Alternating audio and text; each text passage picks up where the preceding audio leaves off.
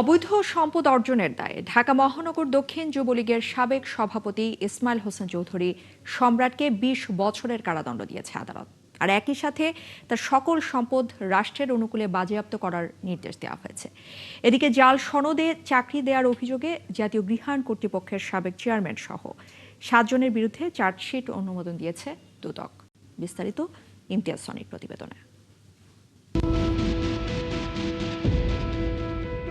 2019 সালে প্রায় 3 কোটি টাকা অবৈধ সম্পদ অর্জনের অভিযোগে সাবেক যুবলীগ নেতা ইসমাইল চৌধুরী সম্রাটের বিরুদ্ধে মামলা করে দুর্নীতি দমন কমিশন।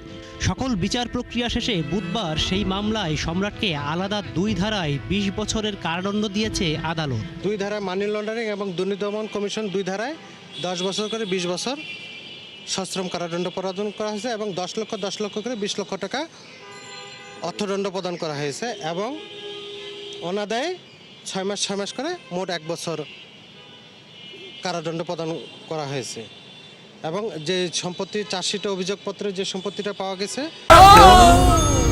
ডেন্টিস্টের পরামর্শ নাও নতুন কোলগেট অ্যাক্টিভ সল্ট, সেই সম্পত্তির সম্পূর্ণ রাষ্ট্রের অনুকূলে বাজেয়াপ্ত করার ঘোষণা দিয়েছে।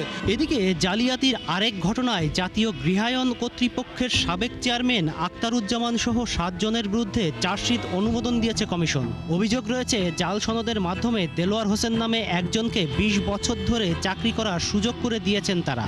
দীর্ঘ 20 বছর জাল সার্টিফিকেট দিয়ে চাকরি করেছেন। এই মর্মে দুর্নীতি দমন কমিশনে অভিযোগের প্রেক্ষিতে 29/8/2023 একটি মামলা হয়েছিল। সেই মামলায় দুর্নীতি দমন কমিশন কুমিল্লা শিক্ষা বোর্ডের চেয়ারম্যান, জাতীয় গৃহায়ণ কর্তৃপক্ষের সাবেক চেয়ারম্যান সহ মোট 7 জনের বিরুদ্ধে চার্জশিট অনুমোদন করেছে। এছাড়া সাবেক অতিরিক্ত পুলিশ সুপার উত্তম কুমার বিশ্বাস ও তার স্ত্রীর বিরুদ্ধে মামলা করেছে দুদক।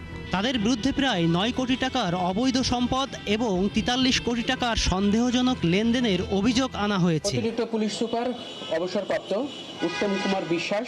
ইমতিয়াজ সনি, 71, ঢাকা।